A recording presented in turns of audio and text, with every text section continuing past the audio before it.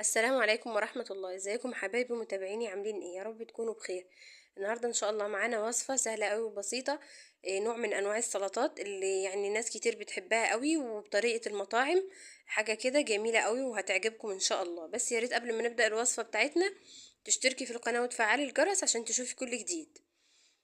اول حاجة معايا بتنجانتين رومي. البتنجان الكبير ده انا غسلتهم كويس وبخرمهم كده بالسكينة عشان ندخلهم الفرن يتشووا وما يفرقعش مني في الفرن، فلازم تخرميه كده بالسكينة. ممكن تشويه على النار من فوق او في الفرن زي ما انت حابة تشويه.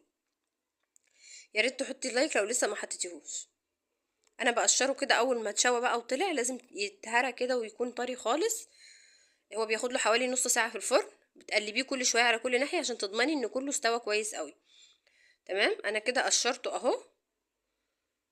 اول ما طلع بشطفه بميه بارده عادي واقشره عشان يكون سهل عليكي في